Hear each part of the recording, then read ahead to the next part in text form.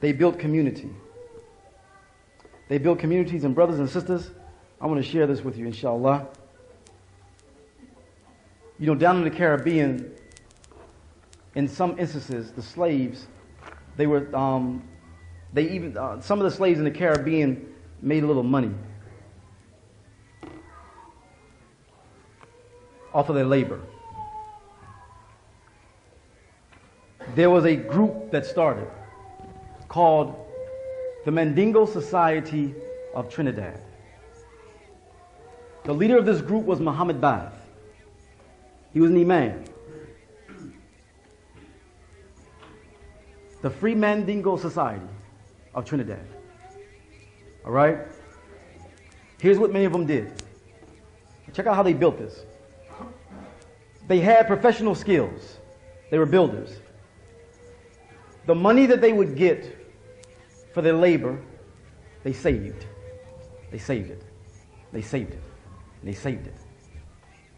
They eventually bought their own freedom. Once they bought their own freedom, then they kept working, kept saving. Then they bought land.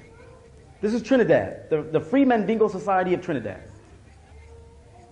They bought land now.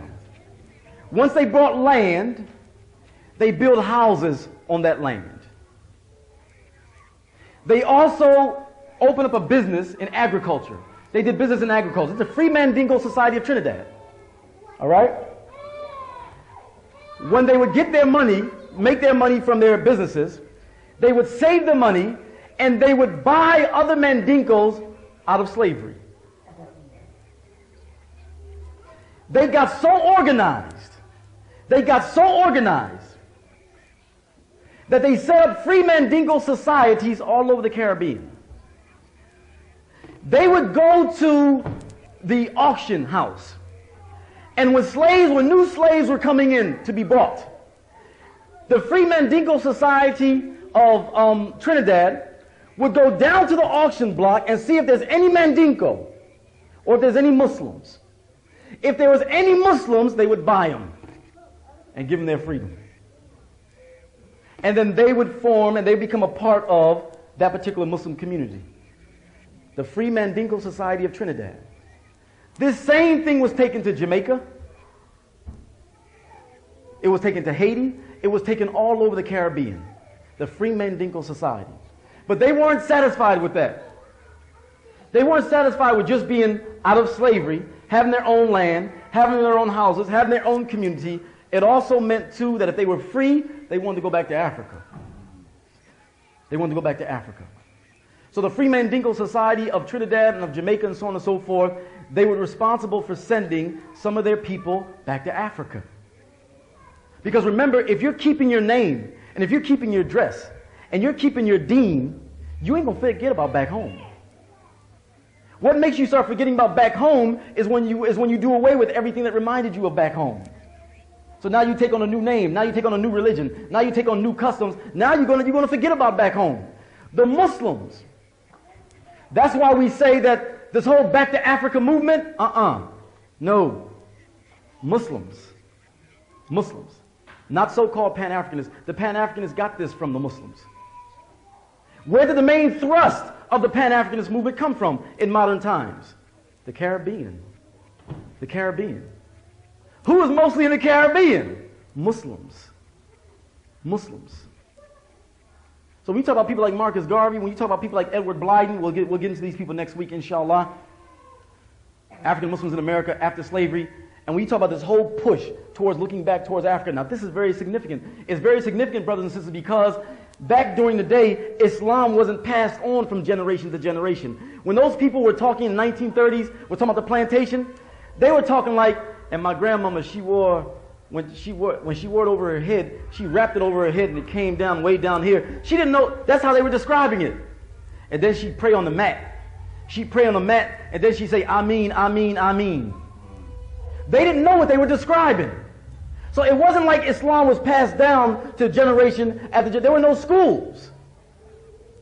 In America particularly, there was no structures. So when we talk about Islam, we're talking about a period of time during slavery in which there was a Muslim presence of the slaves. But when you talk about from the Muslim presence to the late 1800s, it didn't carry on. It didn't carry on. So next week we have to deal with how Islam injected itself back into the African American population then. Because if Islam wasn't carried on from generation to generation, how is it that Islam had re-injected itself back into our consciousness then? If it wasn't handed down from generation to generation. The Caribbean played a major role in all of this. And it's no coincidence that the main base of African Muslim slaves in the Americas was the Caribbean. And one of the main things that the African Muslim slaves used to push in the Caribbean was back to Africa. We got to go home. We got to go home. They did not separate their African identity from their Islamic identity. They did not separate their African identity from their Islamic identity. They were one. There was no separation involved. We want to go back to Africa. If we're really free, we get to go home. We want to go home. The Back to Africa movement, brothers and sisters, was actually pushed by Muslims, but not in the name of nationalism. Africa was home. Africa was where they could practice their deen. Africa was where they could practice their deen. So it was pushed by Muslims. The Free Society of Mandingo in Trinidad, they had as their objective to maintain we have formed ourselves to maintain our religious profession. Our religious profession. Now I want to wrap this up with this. I want to kind of move along if I can. Resistance, revolts, and returns to Africa. The African Muslim slaves brought with them a tradition of defiance and rebellion, brothers and sisters. The African Muslim slaves, although they brought with them education and organizational skills and management skills and so on and so forth, they also brought with them a tradition of rebellion and revolution. In 1503, the governor of Haiti sent a letter back to Spain asking the crown to stop the importation of African Muslims to the New World. That's 1503. 1503 begins, it begins a, like anti-Muslim legislation. Anti-Muslim legislation began in 1503. Don't send no Muslims here. Why? One, they run away. This was in it. They run away. Two, they join the native peoples. They joined the native peoples. And three, they taught the Indians bad customs. That was a quote. They taught the Indians bad customs. What are those bad customs? Standing up. Fighting. Fighting. Remember, many of these brothers who came over, too, particularly in the 1800s, they knew cavalry. They knew how to fight with horses. Not only did they know how to fight with horses, they knew how to defend against horses. And the slaveholders noticed that, and they marked that down. So these slaves brought with them some serious skills. So that was the legislation. They run away, they hook up with the native population, and they teach the native population bad customs. May 11, 1526. No Wolof, no Negroes from the Levant. Levant means those black people who were raised with Moors in Spain when the Muslims controlled Spain. No Negroes from the Levant, Moorish Spain. And no Wolof. The Wolof people were specifically targeted. The Wolof. These are troublemakers. Muslims from the west coast of Africa. But the Wolof are specifically mentioned. That's 1526. The Wolof were the only Africans who were targeted by name. The Wolof were the only Africans who were targeted by name. The Wolof. Also, too, y'all heard about the Maroons? The Maroons. Now, a lot of times when we heard about the Maroons, we just heard that they was African slaves. In most instances, the Maroons were either Muslims or they were led by Muslims. 1522 was the first slave rebellion in the Americas. In 1522. Where did it take place? Haiti. Who was running Haiti? Christopher Columbus' son. The first slave rebellion in the Americas. It was organized by Muslims of the Wolof tribe. The Wolof were described by the slaveholders. Here's how they described them. They're arrogant, they're disobedient, they're rebellious, they're incorrigible. That means you can't change them. That's how the slaveholders described the Wolof. Arrogant, disobedient, rebellious, and incorrigible. Puerto Rico, Colombia, and Panama had Muslim uprisings, slave uprisings that were led by Muslims. I want to hit you with this theme. African uprisings led by Muslims. African uprisings led by Muslims. African uprisings led by Muslims. Remember the last talk of the series is the role of African American Muslims in the new millennium. African uprisings led by Muslims. Next week, inshallah, we'll be dealing with the legacy of Al-Hajj Malik al-Shabazz. African uprising led by Muslims. This theme of African uprisings led by Muslims is all throughout our history. All throughout. So in 1522, the first slave revolt by Africans in America, it was a sugar plantation on the island of Haiti, led by the Wolof, led by Muslims. And then it spread to Puerto Rico. It spread to Colombia. It spread to Panama. That led to the second royal decree. The second royal decree said, Jews, Muslims, Moriscos, Muslims, Moors from Spain, right? And even those who were forcibly converted, don't send them either. Because there was a feeling that those who were forcibly converted, they perpetrate. They ain't really Christians. They really Muslims. Don't take them to the New World either. Right? They playing this.